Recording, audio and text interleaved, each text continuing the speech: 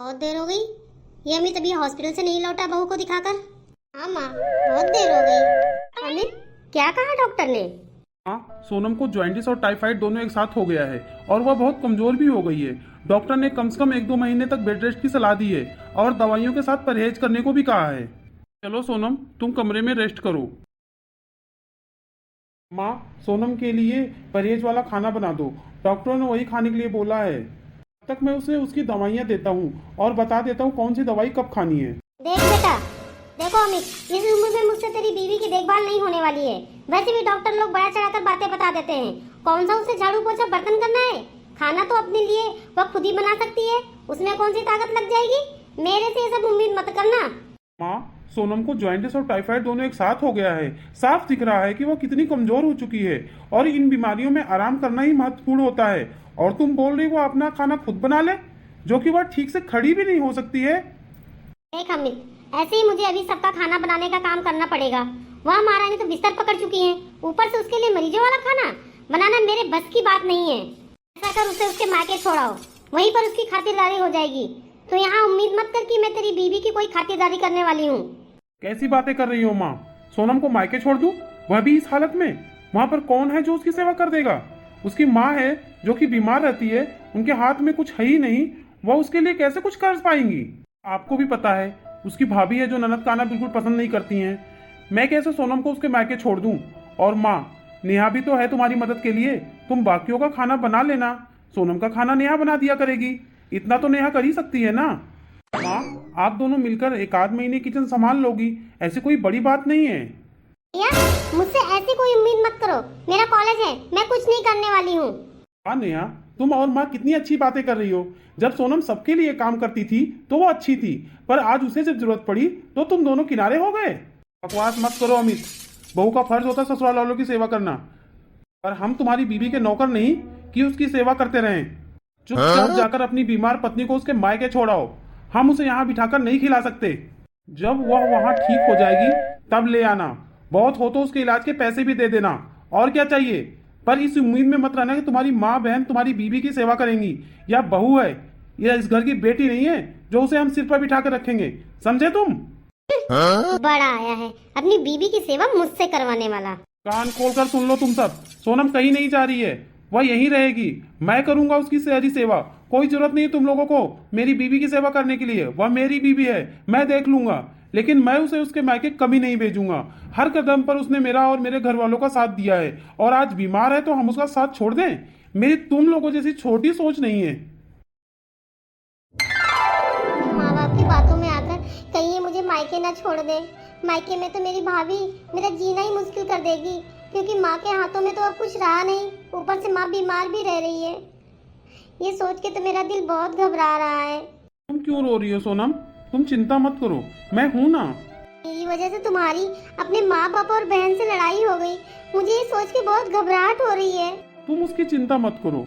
कम से कम इसी बहाने यह तो पता चला कि रिश्ते भी कितने स्वार्थी होते हैं। तुम क्यों चिंता करती हो? तुम्हारी कोई गलती नहीं है। तुम आराम करो, तुम आराम करो। मैं आकर तुम्हें दवाइयाँ बताता हूँ कि कब कौन सी दवाई खानी है, और तुम्हारे लिए परहेज वाला खाना भी बनाकर लाता हूँ। तुम बिल्कुल चिंता मत करना, मैं सब कुछ देख लूंगा। ओ, आ गया जोरू का गुलाम। हाँ पापा, हूँ मैं जोरू का गुलाम। यदि अपनी बीमार बीवी की सेवा करना और उसका ख्याल रखना पत्नी की गुलामी होती है तो मैं हूँ जोरू का गुलाम, और मुझे कोई फर्क नहीं पड़ता है ऐसी गुलामी से। कम से कम आप लोगों जैसा स्वार्थी तो नहीं हूँ। हाँ, जा रहा हूँ मैं अपनी पत्नी के लिए परहेज वाला खाना बनाने। आप लोग से तो बन नहीं पाएगा वो खाना।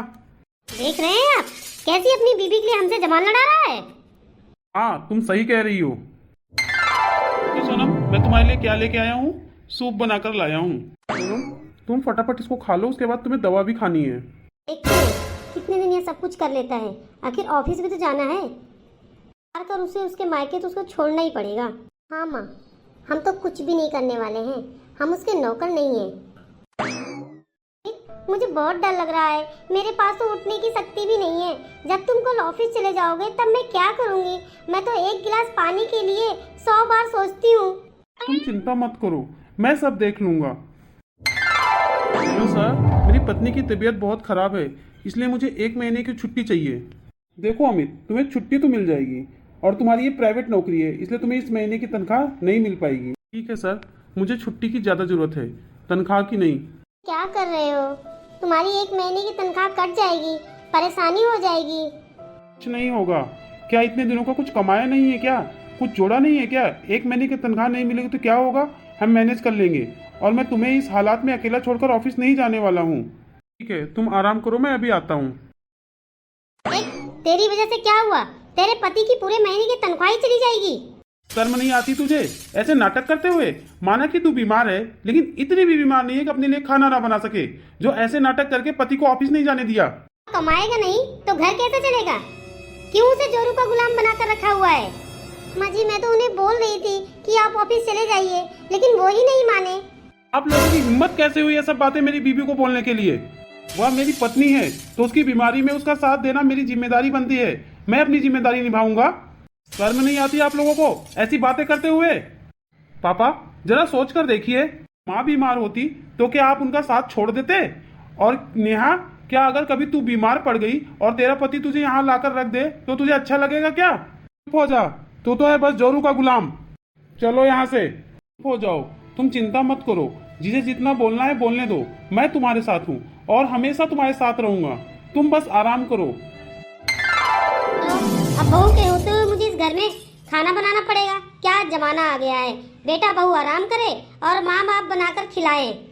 माँ, कोई जरूरत नहीं है तुम्हें अपने बेटे बहू के लिए कुछ करने की। वैसे भी सोनम का खाना तो मैं बना ही रहा हूँ और अपना भी बना लूंगा। तुम लोग अपना देख लो, मेरी चिंता करने की कोई जरूरत नहीं है। अमित बोल रहा है कि वो अपना खाना खुद बना लेगा, उसकी हमें चिंता करने की जरूरत नहीं है। कोई बात नहीं माँ, देखते हैं यह सब नाटक कितने दिन चलेगा। एक ना एक दिन तो खुद ही परेशान हो जाएगा वो। जब वो रोज रोज अपने और अपनी बीवी के लिए खाना बनाएगा ना, तो उसकी बुद्धि खुद ही ठिकाने लग जाएगी। तुम्हें थोड़ी तकलीफ होगी, लेकिन हमें दूसरे घर में शिफ्ट होना है। क्या? कैसी बातें कर रहे हो? ऐसे घर में रहने का क्या फायदा जहाँ जरूरत पड़ने पर एक दूसरे के साथ देने को कोई तैयार ही ना हो। ने तो अपना फर्ज बखूबी निभाया, लेकिन आज जब तुम्हें जरूरत हुई तो सब पराया समझ रहे हैं। तो क्या फायदा ऐसे रिश्ते निभाने का? हम आज ही किराए के घर में शिफ्ट हो रहे हैं और अभी तुम्हारी हालत ठीक नहीं है, इसलिए मैंने बस जरूरत का सामान वहाँ अरेंज करवा दिया है। चलो, हमें जल्दी से वहाँ पर शिफ्ट हो जाना है। जब तुम ठीक हो जाओगी तब हम अपना सारा सामान ले जाएंगे। ये कैसी बातें कर रहे हो तुम? हम अपना घर छोड़कर कैसे जा सकते हैं? जैसा बोल रहा हूँ वैसा करो। ऐसी बातें कर रहे हो? हम अपना घर छोड़कर कैसे चले जाएं? कौन सा घर? वह घर जो तुम्हें कभी अपना ही नहीं पाया। जब तुम्हें जरूरत पड़ी सबने तुमसे किनारा कर लिया, तुम उसे अपना घर कहती हो? आज अपने माँ बाप और बहन को छोड़कर जा रहा है। इसने अलग कर दिया ना एक भाई को उसकी बहन से, और माँ बाप से उसके बेटे को अलग कर दिया। सोनम ने कुछ भी नहीं किया है। जो कुछ भी किया है आप लोगों ने किया है, और अच्छा हुआ यह सब कुछ हुआ। कम से कम इसी बहाने आप लोगों का स्वार्थी रूप तो सामने आया और मेरी आंखें तो खुली। यह तो पता चल गया कि बहू को कुछ ससुराल वाले कभी अपना ही नहीं पाते हैं। थोड़ी तो शर्म कर ले। और तू अब घर छोड़कर जा रहा है अपनी बीबी को लेकर। बहन की शादी कौन करेगा और सारी तैयारी कौन करेगा? तेरी बीबी की कोई जिम्मेदारी नहीं है कि ननद की शादी की तैयारी करे? तुझे और तेरी बीबी को शर्म नहीं आती इस तरह से घर छोड़कर जाते हुए?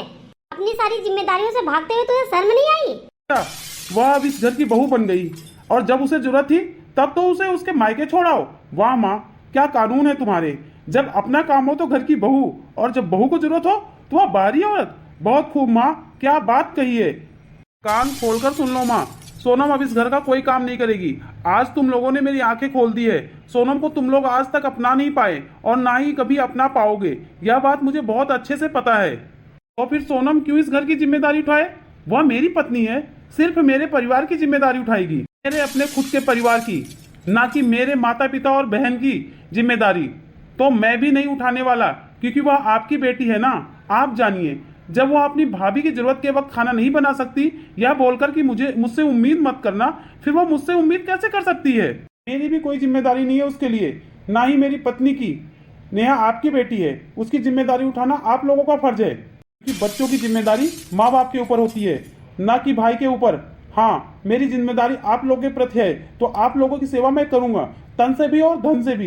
लेकिन बहन की जिम्मेदारी मेरी नहीं है। जिस तरह से आप लोगों ने मेरी शादी की है, उसी तरह से अपनी बेटी की भी शादी कीजिए और मुझसे कोई उम्मीद मत कीजिए। और हाँ, आप लोग मेरे माता पिता हैं, ना कि मेरी पत्नी सोनम के। जब आप लोगों ने आज तक उसे इस घर का सदस्य नहीं माना, तो बस एक काम करने वाली नौकरानी माना है, तो सोनम मेरे माँ बाप की जिम्मेदारी क्यों उठाए?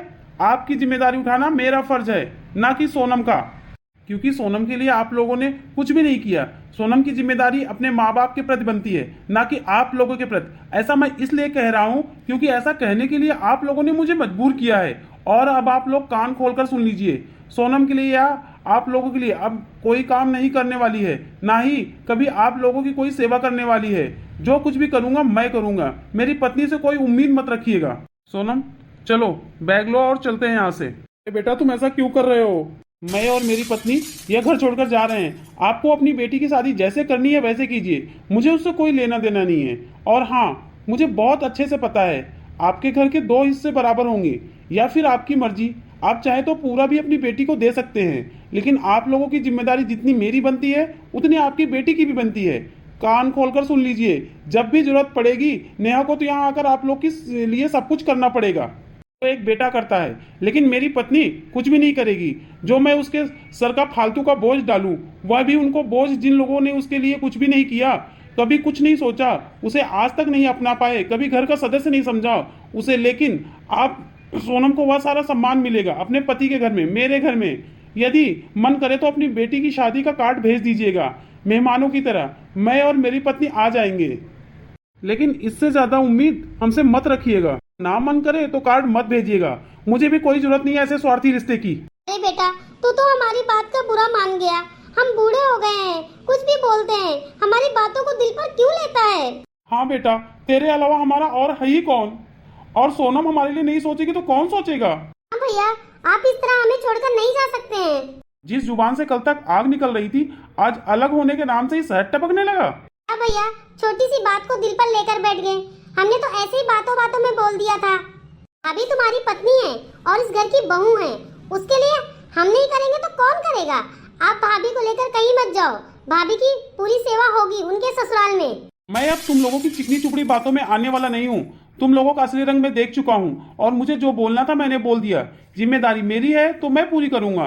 जरूरत पड़ेगी तो मैं मम्मी के पास हाजिर हो जाऊंगा, और जितना बन पड़ेगा जरूर करूंगा। लेकिन मेरे बीच मेरी पत्नी यहाँ कभी नहीं आएगी, इसकी कोई जिम्मेदारी नहीं है। माँ, सच्चाई तो यह है कि कभी कोई बेटा माँ बाप के लिए नहीं करता है, बल्कि बहू ही सास ससुर की सेवा करती है। लेकिन सास ससुर उसे कभी अपना ही नहीं पाते हैं। माँ, सोनम को भी अब वह सम्मान मिलेगा जिस सम्मान की वह हकदार है। बस माँ, भगवान से यही दुआ करना कि तुम्हारी बेटी को ऐसा ससुराल ना मिले कि कल को यदि उसकी तबीयत खराब हो तो उसके सास ससुर और पति ये बोले कि इसे जाकर इसके मायके में छोड़ाओ। एक बार सोचकर देखो माँ, कितनी तकलीफ होती होगी जब सास ससुर ऐसी बातें उस बहू के लिए करते हैं, जो बहू अपने सास ससुर की हर तकलीफ में उनके साथ खड़ी रहती है। भगवान से मनाओ माँ कि तुम्हारी बेटी के साथ ऐसा कुछ ना हो। और हाँ माँ, मुझे बहुत अच्छे से पता है, भले ही तुम लोग आज मुझे मन में भला बुरा कह रहे होगे और मन ही मन यह सोच रहे होगे कि नेहा का पति भी मेरे जैसा ही हो, अपनी पत्नी का ख्याल रखने वाला। चलो सोनम। रुक जाओ बेटा, हमें छोड़कर मत जाओ। नहीं माँ, अब बहुत देर हो चुकी है।